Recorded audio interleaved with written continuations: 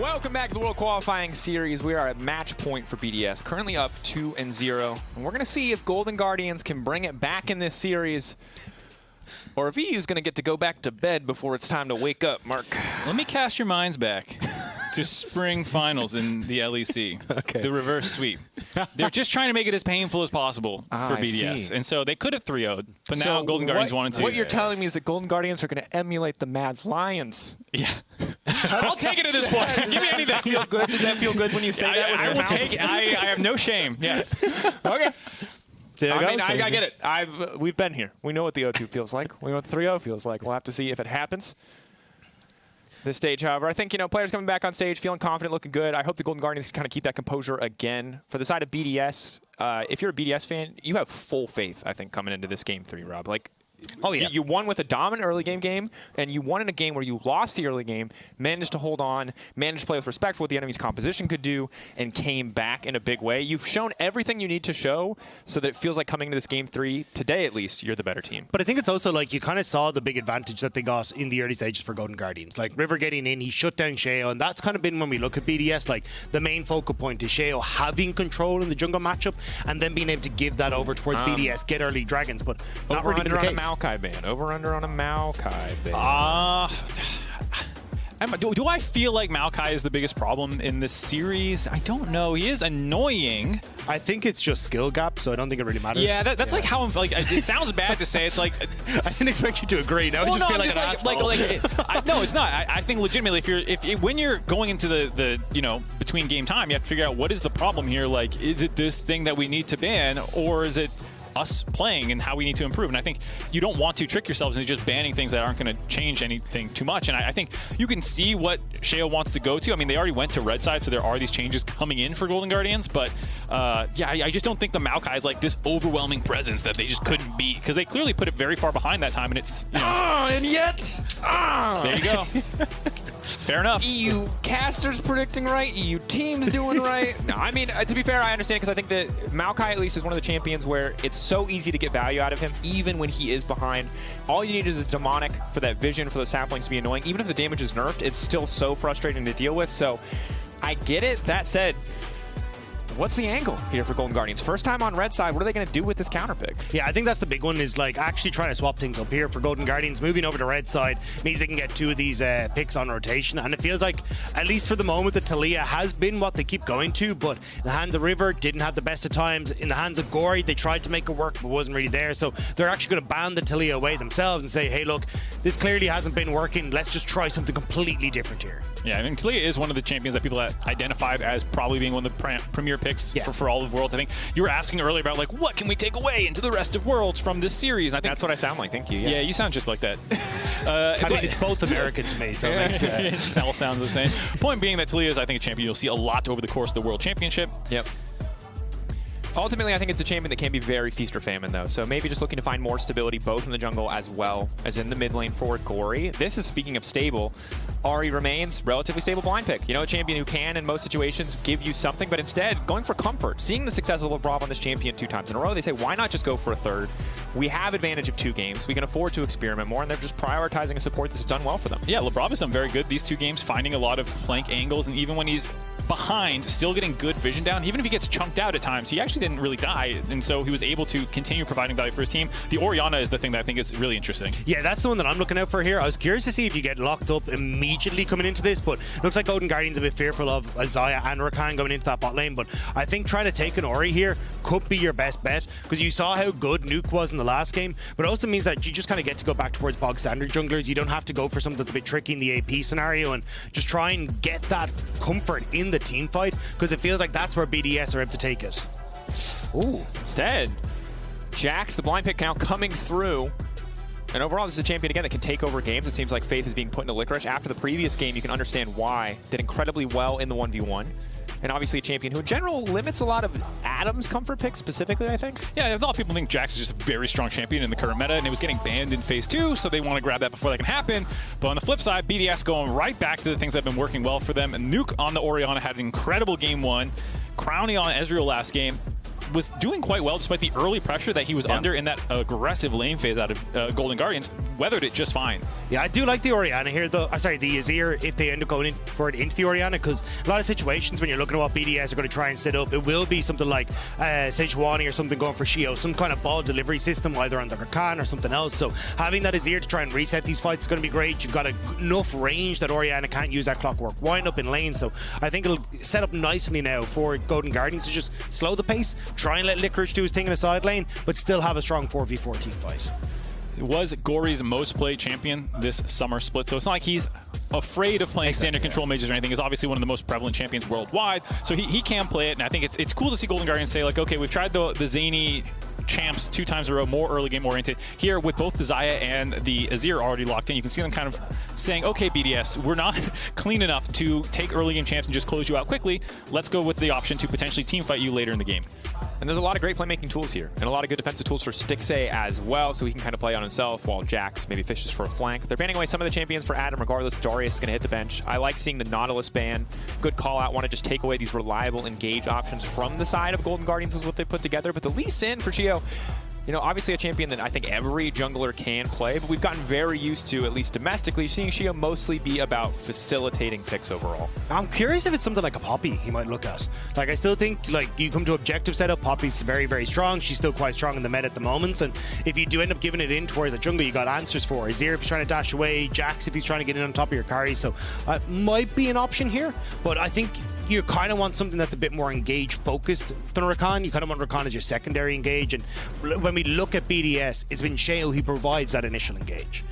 Has been the case. Poppy as a whole, though, against his team composition, especially with the struggles the Golden Guardians have had around objectives. Could have been good with the ultimate, but instead going to go for the Sejuani, kind of as predicted. Excellent synergy with the Garen.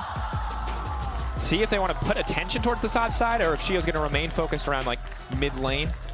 I also just love the crowd popping off for the Garen pick. That cheers. They, like we said, has a surprising amount of fans in the Korean audience. Adam does, because of the LCK casters, Cloud Templar, and people hyping him up. Yeah. You also have, of course, Wolf watching a lot of his stuff, and it's just cool to see this when you have fans of other places because you have a unique play style. Yeah, I think it's a great call. It's one of my favorite stories coming into Worlds because it's just something that catches you off guard. We don't speak Korean, we don't engage as much with the Korean casters, so finding out that they've been hyping up Adam all year, that Wolf has been shouting this guy out is crazy. And I think for Adam, you know, we talked to him on Euphoria, he's really feeling special coming to Korea and feeling that welcome, and has to feel good when you're playing on a new stage on the international level for the second time for Adam, obviously, after his experience with Fnatic, but for the first time coming in here and fighting for that chance to officially be in Worlds if all other categories do feel like you're already there. This time around, though, for Golden Guardians, they need to try and get the ball rolling early here, because if I look at this squad, I'm like, all right, well, who's really going to like try and face check into BDS if they fall behind? It's not going to be too pretty when it comes to those objective fights. So I think for Golden Guardians, trying to see if again River can have that control over the jungle and like just get in 2 lanes, probably around this bottom side, and see if he can affect it, feels like the way forward here for me. I'm very nervous currently. I think there's inklings from game 2 of ways that Golden Guardians can make this happen. What? Of course, Carmine Corbett. Why would they not? Why not? If there's a blue wall, there will always be a blue wall. We have blue walls here. It's inevitable. Yeah. They'll be there. Yeah, shout out Carmine Corp, obviously. Me Masters champions and many former members of the team now on BDS. Here we are, match point. An interesting position to be in because I think it's all fun and games. It's all banter here at home. But obviously for these players and for Golden Guardians, it's now do or die, which is an interesting thing. Because for us, it's a regional rivalry. We're having a good time. But for 5 players, at the end of today, someone is going home. Yeah, high stakes game right now. Do or die for the next 3 if Golden Guardians want to reverse sweep. They cannot lose another game, or it's the last game they'll lose this year. For BDS, it's a chance for redemption after missing out on the previous international tournament at MSI with a reverse sweep at the hands of Mad Lions. Looks like Golden Guardians are thinking of some early level ones, but not going to be able to find BDS as they start to work their way through. Instead, Sheo getting a ward down just the back of Raptors there to try and set up. So they'll spot out exactly what River's up to. So I will say also, River on Ivern is something we had not seen at all in Summer Split. Obviously, Ivern, very popular champion. Sheo himself playing a ton of it. And it doesn't immediately scream a River champion. He is good at pathing. He does often play a gank-heavy style, but it's definitely not something where you often see him as one of the main initiators on the side of Golden Guardians, and to not have that in his hands, it is a little scary. And they're clearly going for a different playstyle. Sheo getting clever. This is the Sheo from scrims. The man who will cheese every game and flip it at level 1. Here he is once again. Not a flip, though. Has the vision, has the setup, just trying to take away this buff. Has the Hex Flash as well. He's going to maybe look for a play onto the top side after this. And at the end of the day, this is a position that the BDS have put themselves in because of the previous 2 games where they can make really aggressive, wild plays early game to just try to take Licorice. over without not worrying. Oh, Licorice. Because why would there be a Sejuani here? Why would there ever be a lady riding a boar on the top side? Here comes the Bear Cavalry, and Licorice is not ready. There it is, a nice bit of Gouda to get things kicked off in game 3. First blood for Adam.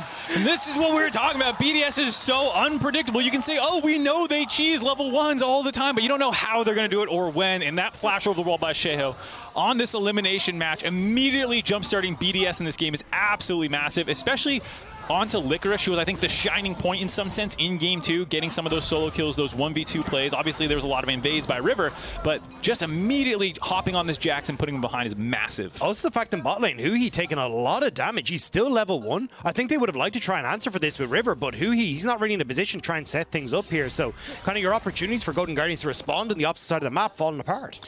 Yeah, instead you can see River going for the invade right now, trying to smite away one of these camps. Does have a charge, so can grab the potential red buff here, but I think for Sheo, you're very happy to just go vertical jungle and continue to maybe make Jax's life a problem. Yep, Jax though, Licorice taking the time, taking the lane priority that he does have for himself to wander in and place a ward. The good news for Licorice is that because he has TP, he's able to return to lane. Adam with the Ignite doesn't get to reset and spend his gold. So it's mostly an experience difference that we see for now. We'll see how much easier the lane is for Adam once he can spend that first blood money. And Gori also able to get pressure. But Nuke, once again, getting aggressive here in the mid lane. Gori playing on the edge, as kind of has been expected at this point in the series. Yeah, really awkward. He wanted to get that wave in, but couldn't quite do it. Now he's going to have to teleport back. And it's a little annoying that you don't get the push back by getting the wave into the turret. Here you see this kill. And like you said, you get the teleport, so you don't fall that far behind immediately in golden experience necessarily. But the bigger problem is at 6, when the Ignite comes back up, because it's a shorter cooldown, you still will not have your flash available. Adam has his, and that's just like a repeat gank waiting to happen. To get 2 kills on the Jax pre 8 minutes is going to be huge if BDS can pull that one off. Yeah, it's very tricky as well, because you talked about splitting the map and it looks like everything's kind of just going to reset, but you can't, Licorice just cannot be left alone around level 6. He's going to lose all control of the top side, at least on paper. See what he can do and see if River wants to put some attention up there. First resets now coming in, Ezreal getting a tier as expected. Maybe this is where Stixxay and huhi can feel a bit more comfortable in the lane, as Ezreal after first back notoriously pretty weak. Yeah, I think that's where you kind of try and put your focus here. It's River. Dragon is going to be up, so maybe if you can try and get onto this bottom side off of the resets that are coming through from Stixxay and huhi to make something happen. But Labrov is now mid. 3-man pincer attack. Gori, throws up Sand Soldier, needs to dash out. He's just going to be forced to flash away, but overall successful gank for BDS, not able to find the kill, but do get the flash. And the avenues of attack for Sheo are limitless. I mean, he's got a top laner without flash, he's got a mid laner without flash that he can look to capitalize on. Labrov's still sticking around here. Ball attached. It's just buying time. It's just taking some of River's. But right now, the early game absolutely in control in favor of BDS. Again, it's the vision control on bot side as well. They'll spot out Ivern as they come through, which is why Sheo is moving up here. Knew that he entered into that bottom side jungle, so they want to try and go for a play off this. Adam, don't think he'll quite hit 6 off this wave. Yeah, it needs, I think, 1 more creep before he does. Also has a good chunk of gold waiting in his back pocket right now. He's got 2K on him, or sorry, 1.5K on him, 2K total. So can go back and get some items, and it looks like he's just going to opt for a clean reset here. Needs to be careful about that. We'll go for boots too, as well as an extra longsword. You can breathe a sigh of relief a little bit for Licorice and Golden Guardians fans, the fact that this timing window will happen when your flash should come back up. You're still going to have to be worried because it is a lot of damage that the Garen can do, as we saw in the previous game, but at least the summoner disadvantage should be equalized out here. This is what I want to see from Golden Guardians, though. Look at where River is at the moment. huhi coming in on the backside, and the wave's in a horrible position. This could be a great play for them. Q, healing coming in. That's 1 E used up. River not going to commit.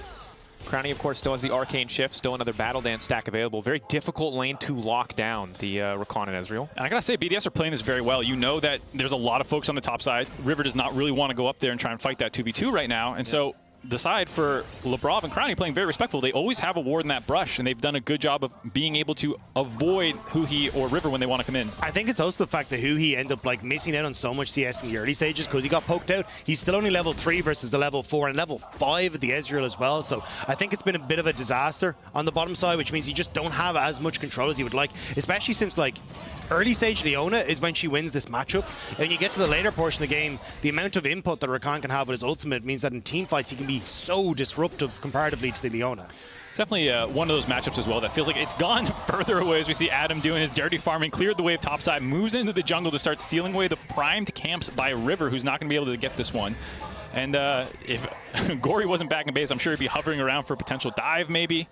Just doing Adam things. Certainly is. Building a little bit of a gold lead here. Good news is Licorice is still farming. He's got the flashback, as you've said, and obviously we get later into the game, the Jack's going to be a big threat. Maybe can't get something done there. And I mean, it's a struggle right now for Golden Guardians. Have more tools. Their composition not nearly as reliant, although as you highlighted, the Leona definitely tough against the Rakan. Feels like you're always the one reacting once you're outside of lane, which removes so much of the agency of the pick. BDS just going to set their sights on the Drake. Take the easy, clean objective. Slow, steady, very reminiscent of game one, minus the mistakes around the mid lane. And while Golden Guardians do have much better scaling this time around, it's not full panic mode, quite like game one when you have this draft or this start for BDS. It is still concerning because BDS are no slouches in the scaling department either. They still have great front to back. Adam is the kind of weird Garen pick, but as you saw in the previous game, it still scales just fine if you can be intelligent about how you pilot it, and Adam is definitely an expert. I think it's also when I look at Golden Guardians, I kind of like their opposition coming from one direction, right? Flash in, E, he's going to ult him the Ignite. Will it be enough? Trying to block the auto attacks. The stun coming out. Licorice ticking, burning, falling away, but the health pot keeping him alive. TP probably going to have to use to return to lane here, but Adam not able to quite find the all-in. I think surviving that is big for Licorice, though, because as you say, he TP's back in, so it's essentially summoner for summoner, and you got the flash out of Adam, so now he'll get to pick up that farm, and he's actually going to be in a relatively okay spot. And now there's a position where River, with the Licorice having his flash, maybe they can actually make the play onto this top side as long as they avoid Sheo. Yeah, that was. I was just rewatching the replay there. I was wondering if Adam could have done anything differently, get an extra squeak of damage in there. Jax had the E up during a lot of Adam's E, and you do take reduced AoE damage during that time period, which maybe was just enough for Licorice to stay alive. Then he got the stun jump off after the ultimate came through, got to save his flash as well. So that is a lot of pressure relieved in the top side, while Licorice is now not going to have to worry about the ultimate, not going to worry about the Ignite combo for a couple minutes, and that's why they can actually take away this Rift Herald. Oh, Gori. Or maybe not. Stun coming in, but there's not really any follow-up damage quite yet. Huhi on the way in. Sheo in no man's land. Nice sidestep on the Zenith bit. The flash over the Q. Rakan now looking for the engage. Gori now could be in trouble, but the ball attached to the wrong target. Gori walking out for now. Disruptive. But at the end of the day, Herald comes through. Yeah, I mean, nice job from Golden Guardians, right? You got Huhi's out to roam up. Sheo was trying to be a nuisance, but you had no push in mid, and no push over at the top side either. So you end up being a little bit late to the party. So although Gori was in a bit of a weird spot, there was just no follow-up from Nuke because he was under his own tower. So Golden Guardians, they get the Rift Herald, and again, it comes back to Adam not getting the kill, Licorice able to TP back into lane, and it's a Golden Guardians advantage off the back of it. It was a big clencher, though. I mean, we are not joking around anymore with all the EU, NA rivalry stuff here as do or die, and that was one of those fights we've seen a couple times now where Golden Guardians gets the objective first, they started, but then Sheo had really good smites in game 2, had stolen or finished off a lot of objectives, as well as punished Golden Guardians on the way out. Silence, ulti coming in. Licorice responding with an ulti of his own. Now trying to just run. Rakan on the way up, though. He's getting pinched. Between a Born of a Sty and the knockup now coming through. Licorice holding on for now. Azir on the way in. I think he can make it out. Gori, is he willing to burn anything? No. Locked up, and finally he will fall. Flail of the Northern Winds. Gonna find that one. BDS secure the kill. Yeah, Gori no ultimate there. I think if he had it, he would have walked in and just pushed those two guys off, but didn't have it. During that time period, it allows both teams to start pushing in the opposite side lanes. Yeah, Crownie going to be left alone. We kind of expect it when it's an Ezreal, but this is going to give Stixxay a lot of go coming into this. Plates and now getting the Rift Herald as well. He's in a great spot. Roam's coming through from BDS down to the bot side, but you can see they kind of realize we can't do particularly much. So instead, Nuke going to move back towards the mid lane. So Adam getting that advantage, but it's really going to be Stixxay who's the big winner here. And this is something that, as we see, Gori all in should be able to just skirt out of there if he needs to. During the regular season for Golden Guardians, a number of times there were some shenanigans up on the top side of the map, and Stixxay ended up quite farmed and could carry a lot of those games. It didn't work well in playoffs, and I think people saw internationally at MSI, Stixxay was a bit of a weak point for them. And so there is a concern sometimes about his laning phase and sometimes some decision making in the mid game. But come straight to back team fight, he's actually usually quite good in at least North America. And so this is not necessarily the ideal start, but at only a 600 gold deficit, and you're Xayah, one of the best late game team fight carries place right now, getting a lot of farm, you're feeling decent. Yeah, I think that is the thing, though, for Golden Guardians, is I don't feel like BDS are going to be coming from one direction. It's going to be a front-to-back team fight.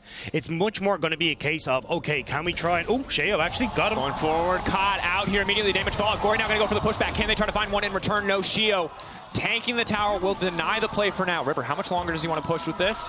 BDS, overall, relatively clean dive. Nice effort from Gori to turn it back with a Shurima shuffle. But the Sejuani tanking the whole time is healthy enough to just walk away. Yeah, no other support there from the rest of Golden Guardians either. Being able to overload him in the man fight. Gets that kill down, and now the pressure just keeps coming on the side lanes. Adam almost finishing off this turret before 14 minutes. And if you can try and get, well, top lane turret down, get some pressure on towards Dragon as well, again, it kind of becomes a question of how to go to Guardian set up for these team fights. At least with Stixxay having that early goal, should be able to push in a little bit on the spot side, has River to support, so maybe trying to make a play onto Crownie before this Dragon spawns, and with Crownie being as low as he is on mana, just may not be an opportunity for BDS to contest this early Dragon. Be important to try to slow down the Dragon stacking of BDS, or to take it into your own control, certainly, as those objectives have been crucial. But again, just clean, slide in, lay down the ultimate, more than enough damage to finish it off. Downside for BDS, of course, is that Sheo grabs the kill instead of Nuke, but given that they walk away alive and healthy, it's not going to matter too much. No, that's some pure cope right there. Very happy to get that kill for BDS. Now 3-0 in kills, 1.5k gold up. Dragon stacking a little bit slower this game. It is up, and they're overloading on that side. They're trying to find someone poking around the river. Huhi cut out a little bit here, but they're not going to commit with the shockwave. Maybe we're hoping to catch out Gori. Sadly for Stixxay, though, Recalls doesn't quite have enough money to finish an item. So instead, walking back to lane relatively empty-handed and going up against the Trinity Force of an Ezreal is a bit frustrating for at least the 1v1. And that's why I think you missed your opportunity there. As Golden Guardians, you had pushed with Stixxay and bot lane. Crownie was still not in a position where he finished Triforce and very low on mana. I think that was your time to try and take the fight at Dragon, but now BDS, they get the resets in, they're coming back strong, and this will be second Dragon for them. And when you look at the map, it's not like you're really in a position to try and cross-map anything. You don't have control over mid. The Jax is pushed underneath his own tower at the moment, like, well, not, but like can't really step up against the Garen, so the opportunities for Golden Guardians to make an answer back just isn't there. Now, still waiting on mythic items. Makes sense to not contest that Dragon, but does mean that BDS is keeping their foot on the pedal here, accelerating themselves to potentially 3-0ing the North American 4th seed. Ooh, nice footwork from Stixxay. Good bit of a trade there, but ultimately BDS just playing for pressure here, and they are able to get the creep wave forward, force them to clear it out. No freeze opportunity there from the side of Golden Guardians. 2 Drakes stacked. It is a Cloud Rift. Ults are pretty important in this game overall. Movement speed as well is going to be nice to have, but probably happy not to see a Hextech or an Infernal. Yeah, I mean, I'm going to be able to take this top tower, no problems at all. I'm trying to see what... I'm like, basing my eyes this entire time are glued to River. Like, what is he going to try and do to shut this down? But it just feels like, yes, he's getting some vision there, but there's not really much that he can do. Gods.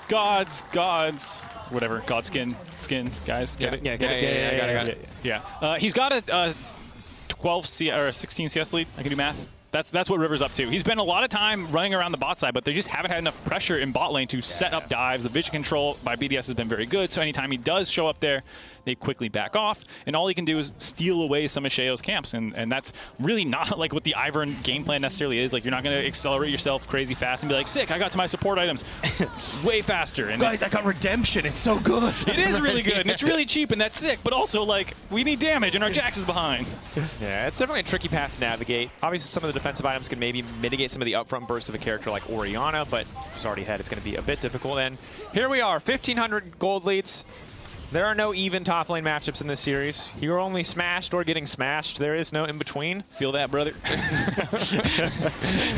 And BDS, of course, able to take this. There's not really an opportunity for the side of Golden Guardians to contest. Stixxay finally recalls and finishes the first item, as well as grabs a crit cloak, but during that duration, they had already started the Herald on the side of BDS. Yeah, I think our biggest takeaway from this series is that BDS would have beaten BLG.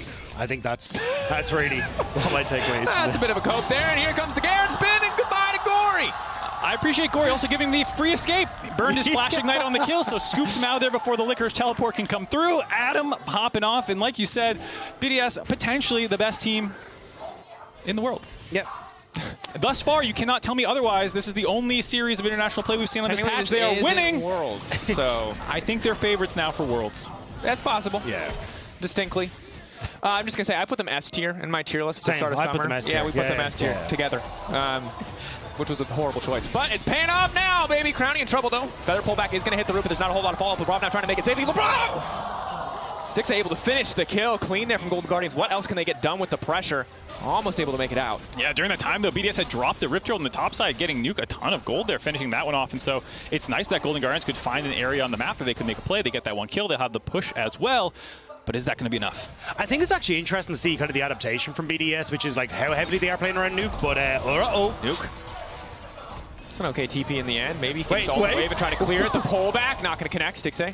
Feathers laid down, but they're holding on to that mid lane tower. They will not let GG just bully it down. That was a bit of a touch and go for both teams there. Nuke teleporting in, not realizing that Licorice was behind him, but then Licorice grabbed turret aggro and didn't walk quite far enough forward to avoid taking all those turret shots, which forced his flash as well. And at the tail end of that, there's a lot of sums down.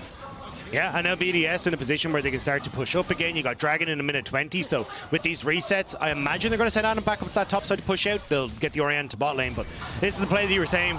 Immediate flash forward. Adam is not afraid to use that. Gets the ult and gets out. I mean, even the swag points on the ollie out, like that was kind of sick. Man's playing Tony Hawk Pro Skater. He's just living his best life. Let's not talk about Bali more, guys. Look at this play. Look at this play. Nice little chase CC this combo. This is dicey for a moment, and credit to Labrov, really trying to get everything here to save Crownie and walk out with his life. Stixxay, of course, has the flash available. Sucks for him that he's forced to use it and later use his ultimate as well, but the ultimate cooldown not too long at this stage of the game.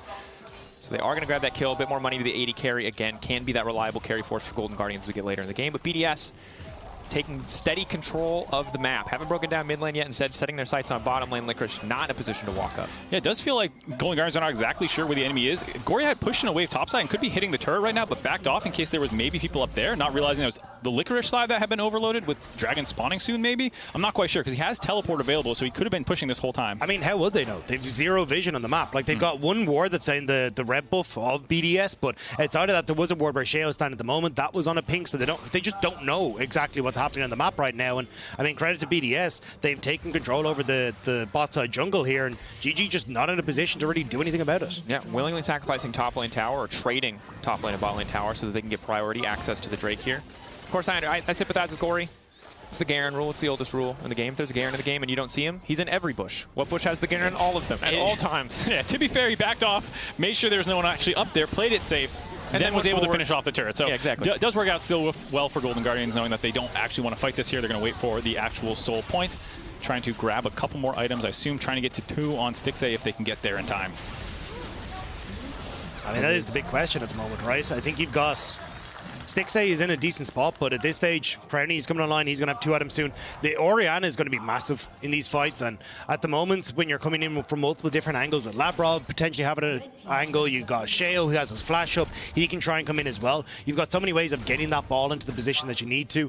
This is going to be so tough for Golden Guardians. Stixxay is going to have to be very fast on that trigger finger with the ultimate to try and avoid some of these plays. Yeah, I feel like it's so tough to fight straight front to back right now. You need Gori to get so much damage done before anyone gets into range. The shuffle maybe buys some time and a reset similar to the Xayah ultimate, but it's very tricky. Orianna Shockwave can just end a game.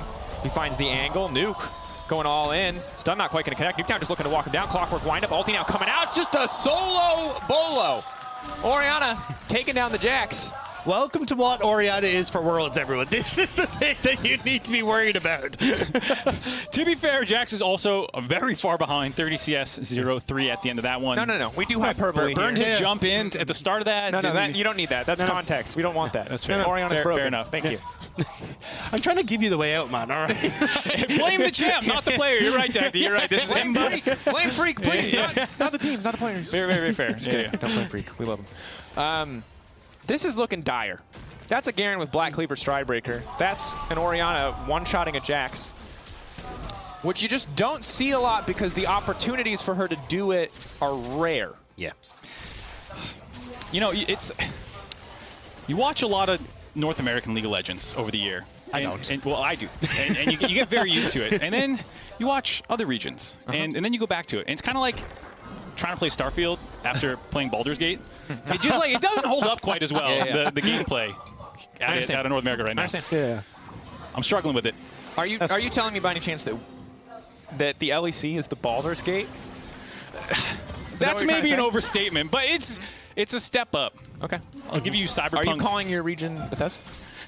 Unfortunately, right now, yes. There it is.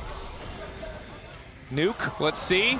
The dial options are good. The romance options are good. The play is good. Baldur's Gate 3 coming out on top of this one. Gori getting absolutely devastated. And this is looking grim. 0-4-0 for Licorice. And his hope falling apart. The knockup again. Oh my God! And it's making a montage! You are fuel for the fire, Golden Guardians, and BDS are burning bright. And it's an elimination game, and it's tough, and it's sad, but God bless you. I didn't realize this was the Dark Urge playthrough. Everything is dying. This entire day is the Dark Urge. Oh, BDS. So the Dark Urge on this cast. You could see Licorice wanting the revenge here after the previous failed attempt. Gets the stun, does the combo correctly this time, but BDS having the inside track, so even though the teleport comes through, there's extra men here. And then just the nice charm on Labrov to make sure Gori cannot actually get the proper combo off. They end up isolated. Golden Guardians feeling completely desperate then to just try and force something in mid lane, hoping it can go their way. I mean, you can see the damage that Stixxay has, though. Like, he is trying his damnedest, and, like, shout out to Stixxay. That was nearly the play that GG needed to try and claw this one back, but unfortunately, he used everything to try and make it happen, and Labrov knew it. BDS collapsing well, and at this stage, they can afford to make mistakes, but they're still playing clean. They've got a Baron buff to back them up. Massive gold lead. Every single lane is ahead. It's feeling like it could just be their victory lap. Maybe GG can find an angle, find a pick, but it's looking dire. No, this is feeling like BDS are about to punch their ticket to the play-in stage. They will be quick turnaround times. That starts tomorrow, right after. I think they have the day off. They have the day off. Yeah, they'll be back on day two. But huge stuff to extend your stay in Korea if they can just close this one out. Yeah, and obviously if BDS do make it through, we'll get to talk about them a lot. So just on the side of Golden Guardians, this was the opportunity to turn around what was a lackluster summer. It's a shame for them that they haven't been able to show more. I think a lot of people were waiting for the Golden Guardians that made it to MSI, but that form has just not been present today. BDS outclassing, not quite across the board. Obviously, Golden Guardians having some excellent moments, but making a lot of these mistakes that sadly have let the game slip away from them. It's definitely a sad ending to the year. It is still the best year in the organization's history. It was a big bounce-back year for guys like Licorice and Stixxay and huhi. Even Gori, an extent to the many regions he has played around the world. It was really cool to see them rise up in Spring Split and even have a great regular season Summer Split. And that's why this kind of sour ending is going to not be too enjoyable, because it was such a good year for them and it didn't feel like they ever got back to those highs. And again, I think that for most people, it's it's how you finish. It's whatever form you showed most recently that people remember. And that's not always fair, but that's just kind of often how the cookie crumbles. And again, there are opportunities. The game is not completely done, but based on what we've seen in the previous game, BDS have been closing clean. They haven't been making a lot of massive mistakes around objectives. It was just the early game where Golden Guardians were able to outclass in game 2. So right now, the game feeling very heavily in their favor. But this is feeling very similar to like the BDS we saw in spring, right? Where it's like Sheo, apart from game 2, having a ton of control in the early stages, going for some of these funky plays that we got to see. Nuke as well. I really think that coming into Worlds, this meta just suits him down to the ground. He loves his control mages. He's looking fantastic on the Orianna. And for these guys, I mean, apart from Adam, to make it to Worlds for the first time, this is such a massive turnaround. And I think that's the similarity I draw between Golden Guardians and BDS. Like, this has been a breakout year for both of these teams. Yeah, and I think even for Adam, getting back to the world stage, it was a very different Adam that a lot of people saw, and seeing this newer version where, yeah, he still does really cool, crazy things, but with an extra level, I think, added on top of it in terms of just a game understanding to make sure it's usually working out more in his favor. Siege coming through, Ezreal doing so much damage to the tower. Root will connect. Chain CC is there, but Crownie still holding on to the cleanse. Means there's not much of an angle. But yeah, a lot of players on this BDS team, either first opportunity to prove themselves or a second chance, really at redemption, in the case of Crownie and Adam, to prove they've got what it takes to compete at the highest level. Win here takes them to Worlds. Reminder, this is technically not Worlds, even if it is in spirit. They'll turn it around, they'll go to plans, look to be one of 2 teams to make it through there to the Swiss stage, where the biggest and best in the world are waiting. Yeah, all new format to show off there, and I think for BDS, based off how they look here, probably going to be one of the favorites to make it through play-ins. They are someone to just watch regardless of like how far you think they're going to go. Just a really cool blend of traditional front-to-back, very stable standard team fighting with splashes of genius in terms of Adam's champion pool. I love their level 1s and stuff like that. Like, they're a very easy team to cheer for and enjoy watching their gameplay. Thin line between crazy and genius. You know? They end up on the wrong side every now and then, fair enough. But like, I appreciate that they go for those kinds of things, and they're not going to be a team that come Swiss stage if they make it there and they start playing against the heavy hitters, the JDGs and stuff like that. Like, they are going to have haymakers and strange things to throw at them. I think they're going to be a very exciting team to watch, assuming that they don't somehow throw this game and then 2 more. It's good that you added the caveat, just in case. Just to illustrate. All right, that's level 16 Garen with Dead Man's Plate. He's a big boy. Iron Elixir on as well. He is he's a problem. So, this is the point of the game in League of Legends, just to break it down for you guys casting dynamics, where it's tough to talk about stuff, because frankly, nothing's going to happen until an objective spawns, because BDS are incredibly far ahead. It's not bad. We're almost there. All right. Almost there. Is this everything you wanted today to be, Mark? This is like when I woke up, what was on my mood board. I saw what this looked like. Yeah. Okay, a little bit of CC, fishing for Adam. He's very fast, though. He's just too fast. Cloud, Soul. Cloud, Soul. Walking away. Zoomy boy. Full stack Deadman's just not going to auto anybody. Keep that movement speed going. Yeah, I think that was Golden Guardian saying, hey, look, maybe we can make a pick before Baron spawns, and then we can go 4 versus 5. Adam has no TP.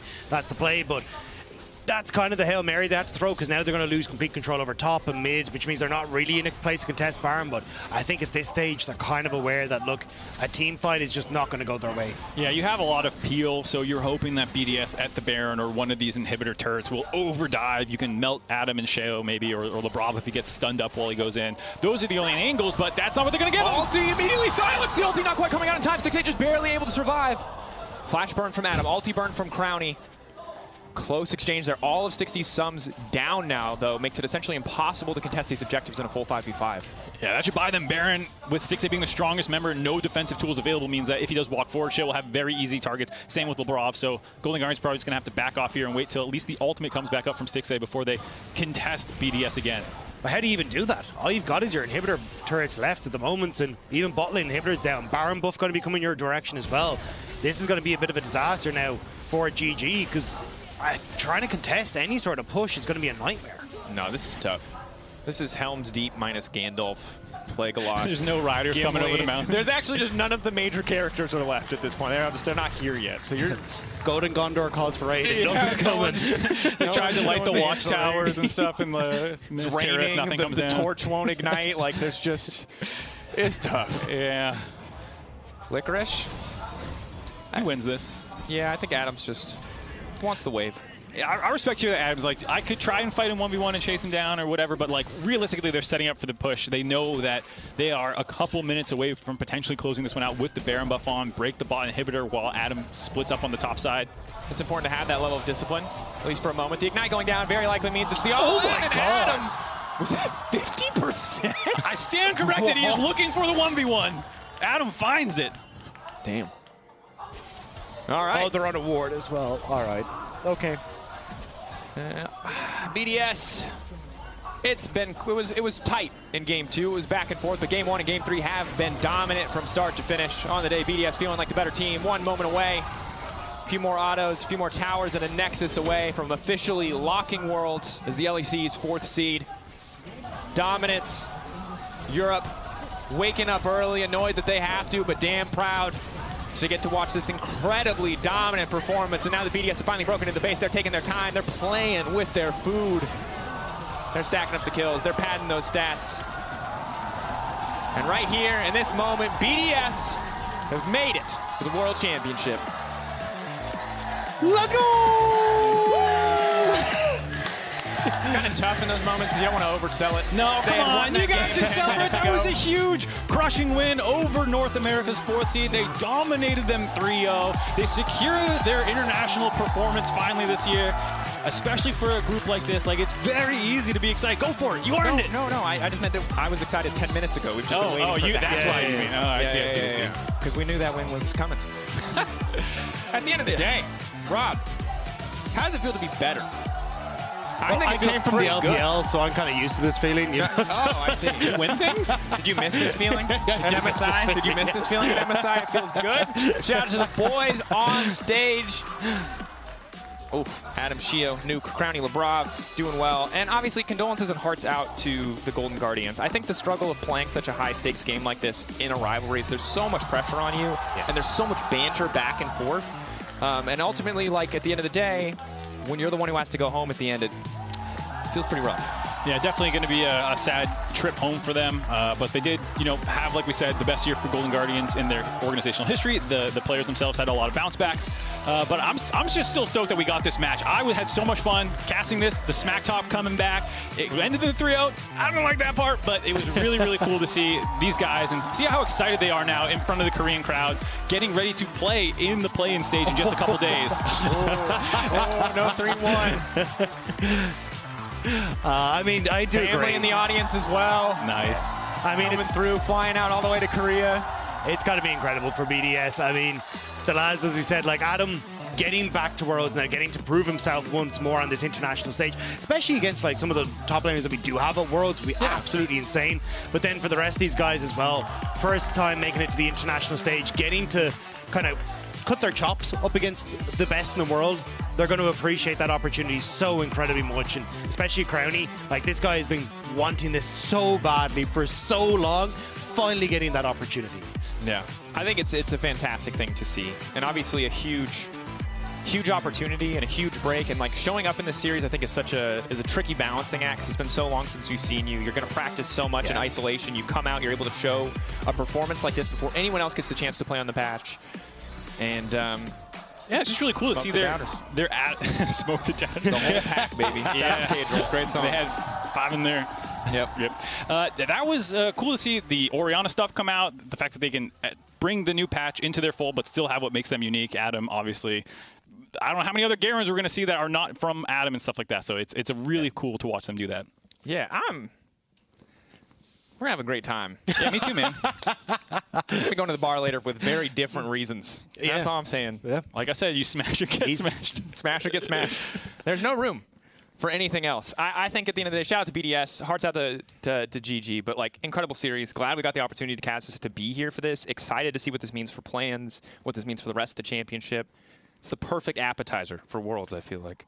Yeah, I might send mine back to the kitchen. I didn't like that game. Yeah, I didn't like that Not dish. a fan of the escargot, baby. I didn't like that French whatever cooking. that cheese was that you were throwing the on fromage, there. the Gouda. Yeah. I don't think, is that even a French We're in cheese? Dublin, I don't it's know. spice bags. Yeah, it's spice bags. American, you just melt it on. It's plastic. It's plastic. Yeah, it's 50% though. 50% cheese me. legally. Yeah, for anyone concerned. Oh no. That's fine. It's fine. We are setting up for an interview with the victor. So in the meantime, I think this is ultimately, I think, a bit of a deflating series because we wanted it to be closer. But I think wild how one of these teams completely surpassed our expectations, and I think that is BDS, because we approached on Euphoria with a lot of skepticism for what the level they were going to show was. But I think as a pleasant surprise, BDS showed us pretty close to the peak in spring in terms of level of execution, consistency in gameplay, and they showed us the whole gambit. It wasn't just a stomp. They managed to come back when they were losing in an early game. Overall, solid to see. And while I'd love to hear what you guys have to say about it, I've been told the interview is ready. So later on, of course, we're going to hear from G-Sun and Adam on stage, as well as Nuke and Lore. But for now, let's send it over to the analysts. Let's go!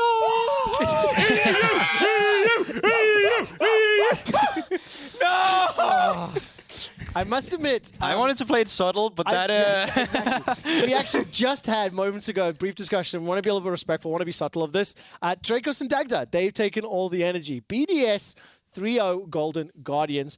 While we do wait for that first interview to be set up and obviously wrap up the first show of the event, let's say our condolences to Golden Guardians. Let's talk a little bit about that game. From the moment it started, it felt like BDS got an early lead, and they just ran away with it. I do think it is fair to say that Adam has been a challenge to solve for different reasons. He is a boss. Yeah. Like, came in with questions, and a lot of fans were like, but Licorice is first team All-Pro, and by I some will people say I meant me. explicitly. That's your PowerPoint, bro. That's my mouth that was yapping. Explicitly to a bunch of people on Reddit. Why are they talking about Adam and Licorice? That's why. You just saw 3 games of it. Oh my God. I literally started being like, It's a shoo-in. Top lane matchup is great. Ban the Darius. They didn't ban the Darius. He didn't need to pick the Darius. To be fair, though, you did explicitly say during the pre-show that BDS, the way they utilize Adam, the way he plays the way the team plays, it's a little weird. It's not exactly traditional, and the answers weren't there. I mean, Golden Guardians, they tried different drafts. It didn't work. Game 3 went back to kind of something a little bit safer, more reliable, and it just fell apart, Goborg. I know maybe I sound a bit harsh right now, but you had a lot of time to only prepare for one team. Yes. Like, it's incredible the amount of time you had for this series, especially from Golden Guardian side as well. And if game 1 and 2 was the draft that we came up with, that was going to be the response to BDS. I was a bit disappointed. Despite wearing this shirt, I expected more out of Golden Guardians. But I also will say, counterpoint, BDS completely went back to a form where we saw them in spring, where Adam was on point with his picks. Okay, Nuke with his mid lane picks was absolutely amazing with the meta as well. The interview's ready. BDS overperformed Golden Guardians, underperformed. What we are going to celebrate, however, is G-Sun interviewing Adam after their 3-0 win and qualification to the World's Play-in Stage. 네, 승리한 BDS의 아담 선수 모셨습니다. 우선 가장 먼저 승리를 축하드리면서 골든 가디언즈를 제패하고 월즈에 진출한 소감 여쭤보겠습니다. Congratulations on the win. With this win over GG, you guys managed to qualify for Worlds. How do you feel? I would say I'm pretty happy overall. I qualified 2 years ago, so I'm happy to be back for my second time, and hope I will make it far. 네, 너무너무 기분이 좋다고 합니다. 특히나 2년 만에 월즈로 복귀하는 것인 만큼 이번에는 더 높은 곳까지 진출하고 싶다고 하네요. 사실은 대륙 간 라이벌이 굉장히 강한 LEC, LCS의 매치업이었는데 어떤 점에 가장 집중하면서 준비하셨는지 여쭤보겠습니다. So, the rivalry between LEC and LCS is so strong. What did you focus on the most in terms of prepping for this series? Well, they got eliminated pretty early, Golden Guardians in LCS. So we didn't have much data overall, but I had kind of mixed feelings about today's matchup because I didn't know if we were about to win or lose actually. But actually it was a storm, so I'm pretty happy. Something inside of me was like convinced we would storm them. In the end, we managed, and I said I'm just way better, So.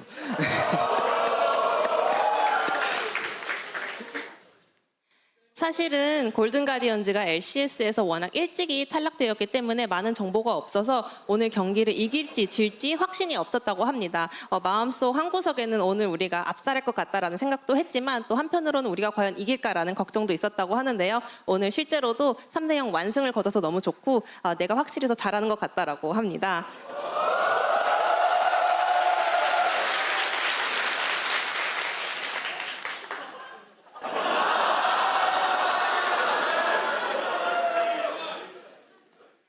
아담 선수는 한국에 굉장히 많은 팬분들을 보유하고 계시고 또 슈퍼스타라는 별명도 갖고 계십니다. 아담 선수에 대한 밈인 가다세올에 대해서 아시는지 여쭤보겠습니다. So Korean fans call you the superstar, and are you aware of the Korean meme called 가다세올? I knew about 가다세올 only 2 days ago, because of Twitter. So 감사합니다.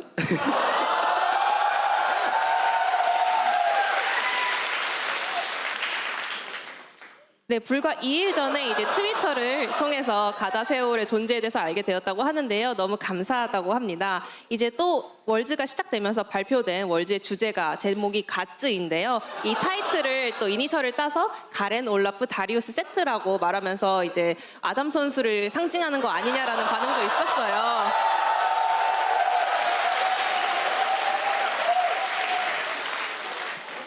그런 만큼 오늘 보여준 가렌의 퍼포먼스 또한 정말 눈부셨고 자신감 있게 이 3세트에서 가렌을 뽑은 것도 굉장히 인상적이었습니다. 오늘 가렌을 뽑을 수 있었던 자신감의 원천은 무엇이었는지 또 오늘 경기에 어떤 점을 가장 집중적으로 분석해서 전략을 준비했는지 여쭤보겠습니다. So you were able to pop off on Garen today for sure. You were so confident to lock it in game 2 and 3. You won POGs in game 2 and 3 on Garen. So how did you kind of analyze Golden Guardian's strategy and prepare for the tactics and draftings?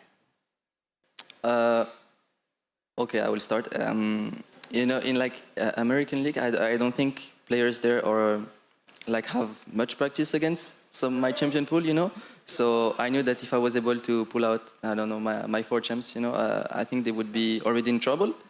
and looks like he was in trouble. So it was not really a gamble because I knew that I would win in the end if I had those champs, and I just managed to win, I guess. 이제 북미 선수들을 고려했을 때 아무래도 자기의 가다세올 같은 픽에 대한 준비가 많이 안 돼 있을 것이라고 예상을 했기 때문에 상황만 맞다면 이 픽을 꺼내들 수 있을 것이고 이에 대해서 굉장히 난처해하는 것부터 이미 우리가 좀 유리한 곳에서 시작하는 거라고 생각했다고 하는데요.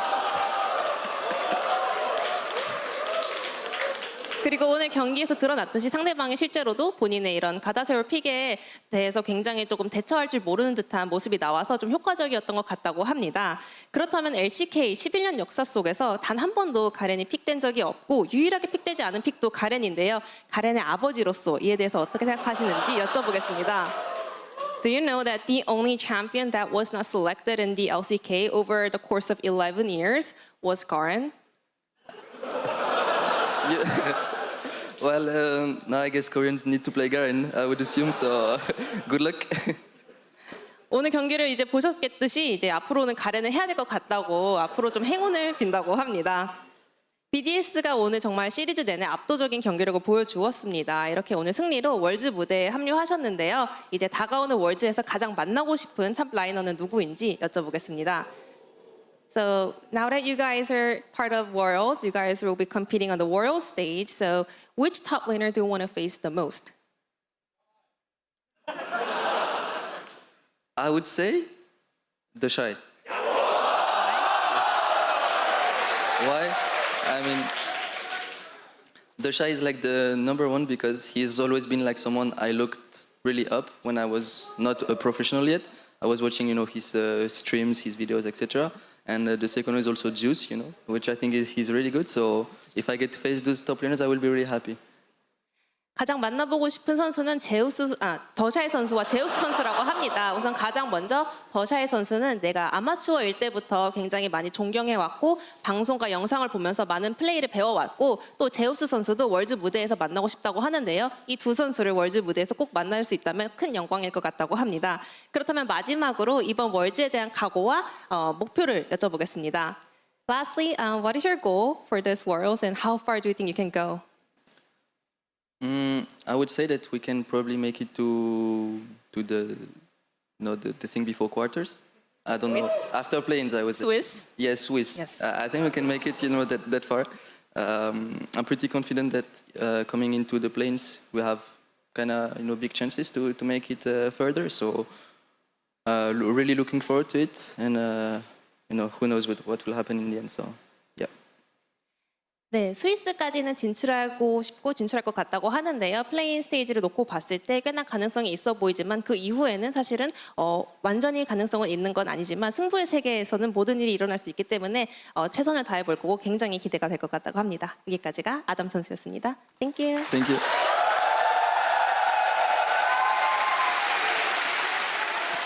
Thank you so much, Ji-san, and congratulations to Adam and BDS. That was a fascinating interview to watch and to listen to, especially because you can legitimately hear the fans in the audience, a lot more Korean fans than I was expecting, reacting once Ji-san actually translates and interprets what Adam is saying. The cheers and the laughs after the "I'm just better than them" was fantastic. I loved it. I do also want to explicitly say Adam was, I think, respectfully confident, right? I think he recognized and acknowledged they played well, and he threw a little bit of trash talk in there. That was a bit of fun. I mean, GB, immediate thoughts off the interview. Yeah, I mean, I think Adam is a person that's really grown throughout his time in Fnatic. He was talking about he was there at Worlds 2 years ago, but the Adam you see nowadays compared to the old Adam, they, despite still having some of the same picks, could not be more far apart. He's way more mature than he was back then, and also the way that his playstyle is now incorporated with BDS when it's a bunch of rookies that can build this up together from a foundation around him too. That has just created an entire different dynamic, and so when it works brilliantly. I've just heard the next interview is ready, so I will get a reaction in a second. Fair. Just before we go to it, what's the theme song for Worlds again? It's Gods. Why am I doing that? Because Adam's champion pool spells gods. Garen, Olaf, Darius, Set. And I believe is where the origin of that meme is coming from Ji-san. I have to look it up. Like, you're talking to the old man. I don't know what Twitter is. Anyways, let's head to the next interview. I believe Law is standing by with Nuke. And welcome back to Korea for the post-game interview here with Nuke. Thank you so much for joining me. Congrats on defeating Golden Guardians. Not an expected victory, I would say, given the odds and the hopes that people had for you. I mean, even the LEC did not believe in you, Yeah, Nuke. that's true. How does it feel defeating NA, especially given the rivalry between two regions? Well, it feels really good to win against Senade, like the first match, I guess, to qualify for Worlds. This is the first time it happens, right? So just a crazy feeling. We actually stomped them really hard, really hard. So yeah, I'm happy. And I know for a fact that your preparation was not the best, in the sense that your coach told me earlier this week that you didn't have the best scrims. You actually had a hard time finding scrim partners. So how did you think it would impact the result of the game coming in today? And also, how did you know that you had the right read on the patch, the team, and yeah, basically stomp them the way you did today? Well, we came as the fourth seed in EU, right, to Korea.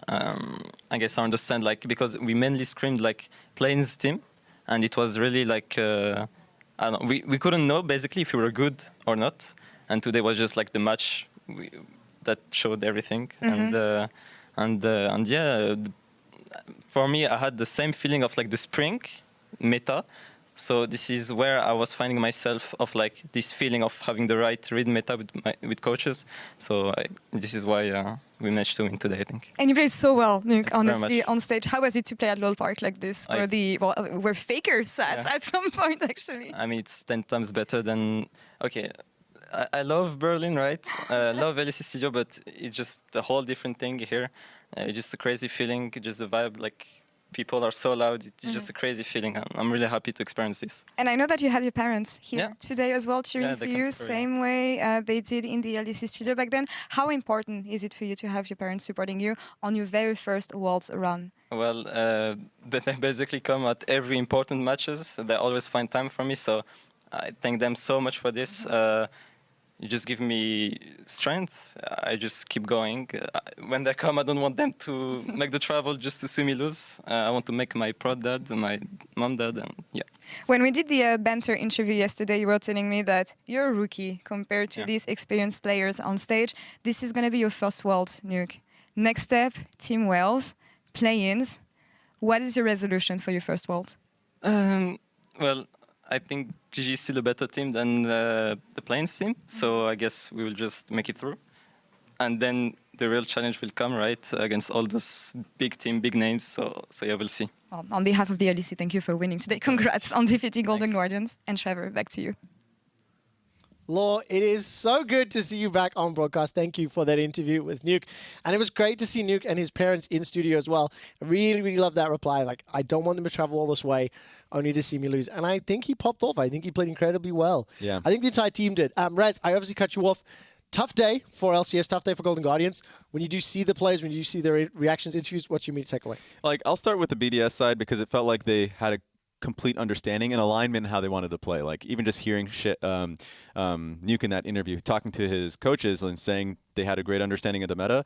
You mentioned the fact that, and actually you mentioned how they play around Adam really well, and Adam plays around the rest of the map incredibly well. They know how to play each situation, Barons, Rift Heralds, and it works out completely well. So from their side, incredibly proud of the progress they've had as individual players to play as well as they have, and the coaching staff to have that support. From the Golden Guardian side, of course it sucks, because they've had that meteoric rise as an organization and as players, and then since playoffs started, it really felt like it's been dropping again and again. Some of the holes that you can tell is always been there. That downward spiral's continued, whereas BDS kind of picked back up to earlier year form, right? And that's amazing from them because they've had in spring split that rise, summer split obviously a fall, but that says a lot to the team to be able to find troughs and still be able to pick themselves back up again. Yeah. So a lot of good that this boot camp did for them. I'll come to you now. Let's quickly take a look at some clips from the series as we wrap it up. And Goldberg, take away some of your thoughts, either focus on the gameplay, the players, opponents. Yeah, I think in general there was just no oopsies from the bot lane either. I think that was something that came around in summer where sometimes one mistake would come through. We only saw it one time where Crownie got caught in this game on the Sivir, but outside of that, they were so reliable. And also huge credit to Labrov, which I at times had been critical on. His performance on the Rakan was great. Just pretty much the entire comp could not have been played out better for BDS. And it is the kind of meta where they succeeded in spring as well. It's super great to see that this is the meta coming into Worlds because this means they can rally behind it. My only question that I had that actually did not get answered today is what happens to BDS when they start dropping games in a series, and how did they come back immediately? Because they're still a young team, and we still don't know that either because they didn't lose. They came back in this game too, and for that, I mean, huge credit. And game 3, I think as soon as we started seeing some of the kills come through, it was just over. I have a little bit of blind faith in their ability to adapt because coming into this tournament, I thought they were going to be a one-trick pony in terms of playing front to back, playing around Crownie, that their solo lanes were going to be a little bit weak, and I was just far off. And so the fact that they can play through topside, that Nuke and Sheo are actually coming out really strong and really aligned in how they want to play the game. They have a lot of angles, and it seems like only the sky's the limit. Is it fair to say today Golden Guardians underperformed versus their expectations? Absolutely. BDS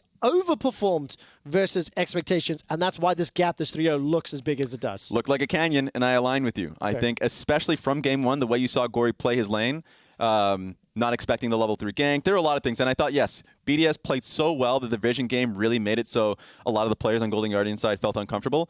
But then you started to see them make kind of rudimentary mistakes. Rez, so I'm going to stick with you to start this next clip because it's what started the day. It's what's going to end this series. Yeah. What on earth does Team Wales have to do against Adam? Let's assume BDS make it into the Swiss stage. What do the rest of the teams do? Because the duality of Adam and his gods champion pool. What is this? And then we're going to follow with some good clips. But, like, explain it to me, boys.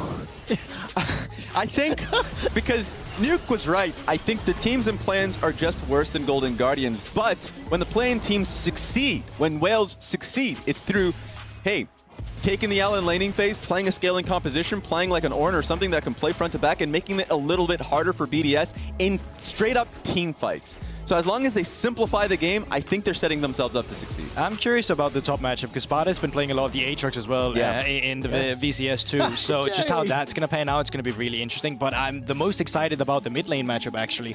Glory, for me, has been super solid on control mages too. He unfortunately lost the final in his last game, but he was playing a Syndra, and that Syndra was a monster. So he's kind of pairing up against Nuke with the champion pool we've been seeing. And I think a lot of people's going to love this guy. We've never seen him on the international stage, but he's been one of the best mid laners in VCS for a very long time, so I'm excited about that. And we can see, just based off this information, a lot of attention paid towards mid lane. That's great for Wales to be able to look at that and say, okay, great, we can send our support and jungle towards mid lane too and see if we can tip the balance. We're going to find out. Could I get a single for this next bit before we talk about the play-ins bracket and begin to round this one up? Several years ago, when Phoenix was the anthem for the World Championship, FunPlus Phoenix went on to win the finals. This year, Gods is the anthem, and Adam is the Gods of the top lane. You do the math. Let's go back to White and talk about the play-in bracket. We've set it up already. Let's take a look now that we have all 8 teams locked in. Obviously, Team BDS will be playing Team 1. I did that by myself. I didn't rap. I did not hear, but I did not plan this. You know, you go down with that ship. That was a quick shot certified statement. Okay, quick shot certified statement. Here's the bracket. Gulborg, talk me through this. What are you expecting? Which team do you want to see? What are you most excited to watch? I am mostly excited about the PCS teams coming into this. I think they displayed the highest level of gameplay from the minor regions coming through, so they are the obvious answer. But outside of that, I kind of want PSG to win and GAM to lose, so I can see some rematches between Loud and PSG and R7 and GAM that we saw at MSI, where, you know, R7 kind of embarrassed GAM, not gonna lie. Yeah, and I will say something that I was watching through the LLA is like R7 looked like a different beast. Undefeated Are you in hyped series. on them now already? I'm getting a little bit hyped. I'm getting a little excited. The way they played too, they were so dominant within their finals that they were constantly diving through mid lanes, flying. You're telling me R7 is going to be PSG? I'm not saying that. Is that a little bit of copium? I'm not saying that. I didn't say that. Okay. I think PSG will make it out of the did group. you hear Rez say RSG's beating PSG? Oh I totally heard that. Can we lock that prediction in for tomorrow? There's a lower bracket. Well, listen, There's a lower bracket that can run. That does it for the first ever Worlds qualifying series. I have one last burn to throw out before I make Raz end the show. While LEC in Europe are the first ever team to be eliminated at the play-in stage, the first major region, North America now has the honor of being the first region to be eliminated before Worlds even begins in the qualifying series. BDS 3-0 to Solanin, Mazinista, Killamas, and everyone spamming. Gulborg was right. 3-0. Raz, could you just read this prayer for North America as we say good night, goodbye, and we'll see you tomorrow? It's not a prayer. It is. Right, I believe it is. It's not a prayer. So kick it off, brother. Near Airport is known as the fastest region to arrive at the airport. since they gave up on the LoL World Championship, they are investing in speedruns. In particular, they are current world record holders in airport any percentage and airport no wins. Name it. Nah, man. Good night, goodbye, everybody. Thank you for watching. That was for everyone at home. Kudos, goodbye, commiserations to Golden Guardians, congratulations to Team BDS. World's Play-Ins 2023 starts tomorrow. Yeah, that was actually quite harsh. I'm serious. I mean, maybe. No, we did. I counted the decibels, you know. Gori has to be a little bit careful. The flash in immediately. Orianna gets decent damage down. Gori needs to get out of there. Gori's dead. He's going to run for his life, but he has to come back. Actually gave him the clearance on. Shockwave. Nuke walking down. No mana. Clockwork wind up. Oh, he got it! Dive them. We can end the game. Conclusion of this PowerPoint. It's just going to be a straight BDS 3-0, baby. That's what I'm talking about. Just be ready to play 5 games, guys, okay? I would rather finish it in 3 games. Yeah, me as well. Fine in the trade thus far. Sheo doesn't really have the damage. Only level 3. This man's chopping the trees down. He's a lumberjack and he's looking for 2. Adam blinking, but he will walk away. But here comes Gori finding redemption in game 2. Nice! Come. Let's go! Where's he? Get yes! All my takeaways. That's a bit of a coat there, and here comes the Garen spin and combining Gori. Adam, who is not particularly tanky, does have the Strive Breaker finish. Actually, he's going to hop on the Stixxay. Stixxay. Just cleanses, just starts to walk him down. Is he just going to have a Garen moment? He is! He did the math! Could you please read the dictionary of what NA is here? It's actually written there. Near Airport is known as the fastest region to arrive at the airport. Since they gave up on LoL World Championship, they are investing in speedruns. I don't want to read this! Why am I reading this? In particular, they are current world record holders at airport any percentage.